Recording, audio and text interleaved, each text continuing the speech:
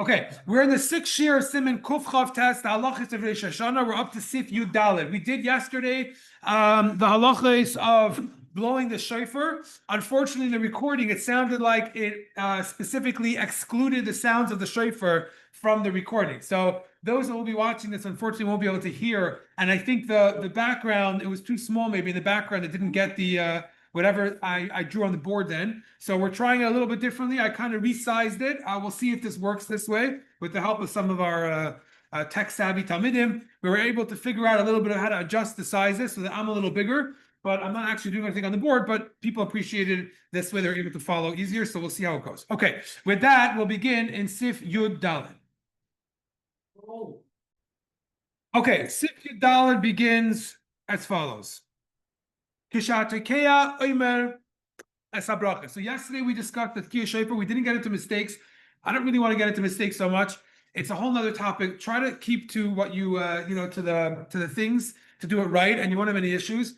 If you do make a mistake, generally you have to go back to the beginning of that set. Keep it simple. For example, if you're doing instead of shvarim, you did trua by mistake, you have to go back to the Tkiya and do Tkiya, trua, Tkiya again. Okay. There are sometimes if you did a mistake, let's say in your truas, and then you did a tekiya after, so that tekiya could count as your first tekiya to redo it also, because it's just a tekiya and you didn't do anything before because it was puzzle. But other than that, you should try to generally go back to the first, generally. One more point I didn't mention yesterday because I didn't know if it was important, and I still don't, but I'm going to say it anyways. There's a difference the Rebbe brings, and I don't know if it was a always thing or mentioned it once. I don't know if it's actually done this way, but it could be it is. There's a difference between the first tekiya and the last tekiya of every set. Because, as I mentioned yesterday, maybe now they can actually see on the board, as I mentioned yesterday, that you want things to equal out. Yeah, and what I mean by that is, I'm just going to do it in short here, yeah? Let's say you have a tekiya, which is this, and let's say you have, let's just say shvarim and then truas, let's just say. So we mentioned yesterday that your trua after and your tekiya after, your tekiya before should all be the same size. However, there is a shitta that's brought that your second tekiya has to be as long as both the tekiya and the trua. So in this particular case, it would end up being, this is 18 trumintin, that's 18, it would end up being the size of like 36, okay? It would end up being that big. Does that make sense? So your first tekiya will be just the size of the middle, but your second tekiya will be the size of your tekiya and your trua. So it will be double. You calculated the first tekiya would be the same amount as the shvarim and the trua. So depending on which order you're doing, let's say you're doing just shvarim, so this would be your tekiya, this would be your shvarim, and your tekiya generally would be the same size after. However, there would be an idea to make it longer, exactly. So if you see you're not, it's going to be too difficult and you're running out of breath, then just keep it simple, keep everything the same size, and Shalom Al Yisrael. Okay, let's go further. I don't want to spend time on that anymore, so let's go further. When the one who's blowing the shofar makes the brachas, al yemru akol baruch hu baruch shemai. Do not respond baruch hu baruch shemai, which is a hefsek. That generally will separate you from the mitzvah. Like he says, look earlier at Siman Vav, Sif Tes, where it discusses brachas and being yitzit from other people. So what should you do?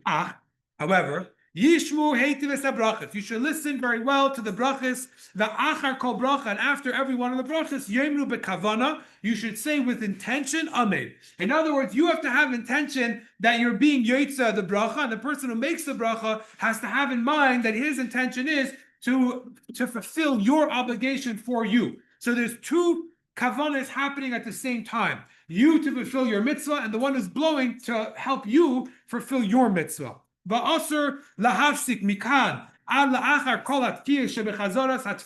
then, once the bracha is made, ideally you should not make any more hafsekim, any separation, anything that would be considered a hafsek between then and all the way till after all the tkiyas shebechazaras hatfila, after the chazan does shmeina esrei. So in other words, all of those tkiyas plus your standing amida plus chazaras hashatz, which is almost to the end of davening.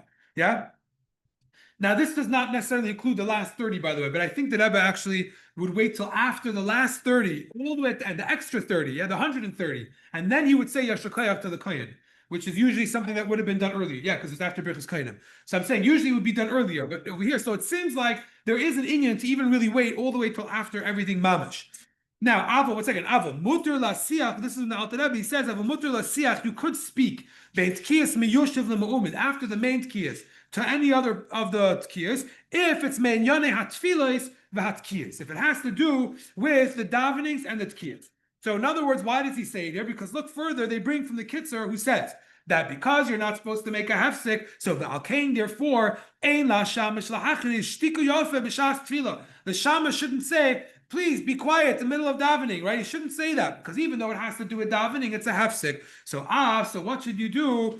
That Shehunaya came upon Maches, even though he does this other times, he shouldn't do it now because it would be a hefsek. Now the Alter Rebbe Lav Dafka would be so strong about this. It looks like if it's something that has to do with the davening, you could. And this is why most shluchim will end up speaking during Rosh Hashana davening, including after the first kiyas. Why is that? Because people don't know what page number, when to stand, when to sit, what are we saying, what's the davening. So therefore, based on this, as long as it has to do with the tefillah itself, you would be allowed to do it. It wouldn't be a concern. Okay, next sif, we're up to sif tes vav now. And there is a minig that other people have that between the stardom of the tkiyas they say a special yehiratzin commission nitfis b'machzodim as it's printed in the machzor. However, they have to be very careful, very careful. You're not supposed to say the shemos of the malachim. You're supposed to just read it as it's written in the machzor, which basically is that you don't read it. You just kind of say. You see it, you look at it. However, many kehilas they don't even say the hiratzin in between. And that's better. Meaning, really, it's not appropriate to say it then, ideally. And therefore, they write over here that v'chein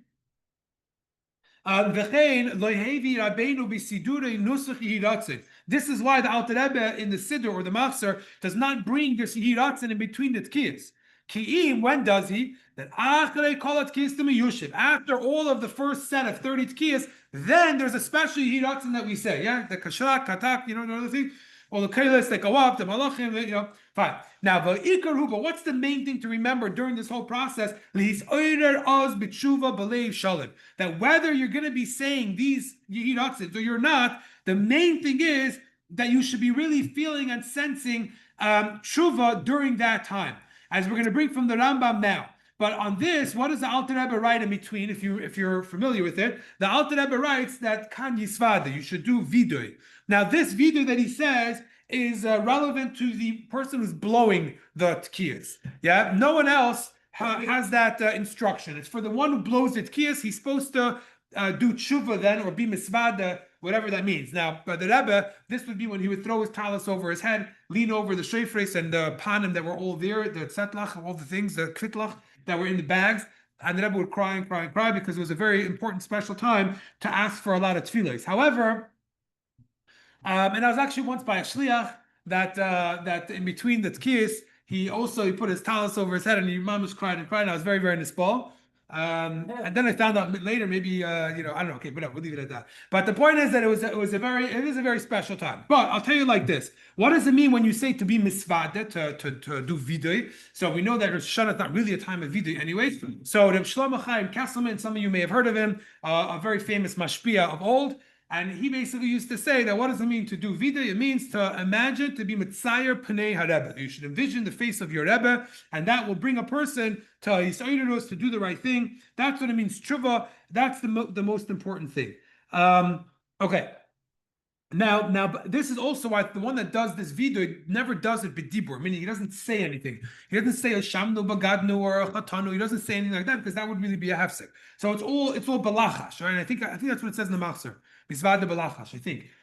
So, but it all has to be silent. Okay, fine. Now, what makes this time special for tshuva? So, Kamai, we continue now in the second half of Tezvav of Siman Kuf Chav Tes from the Rambam. The Rambam says like this: "V'kol u'kamay shechas v'Rambam zav." The Kitzur quotes from the Rambam, who brings in Hilchos Tshuva, Peragimel Halacha Daled, V'zel Shoni, and this is what he writes.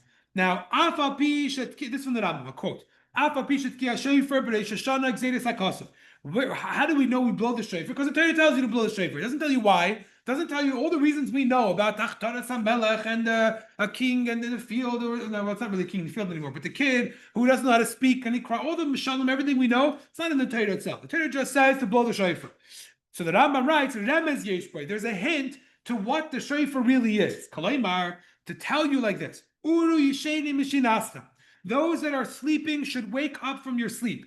V'nirdamim, and those that are in a deep slumber, hakitzu mitardemastam, should be woken up from their slumber, from their deep sleep. V'chapsu b'maiseichem, and you should search through your actions. V'chizru b'tshuva, and return in tshuva to the Eibishter. V'zichru b'rachem, and remember your Creator.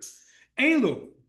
This is a reference to Hashoichim Asahemes, those that forget the truth. So remember your Creator if you forgot the truth, Bahavle Hazman, with things of nothing worth, of waste of time.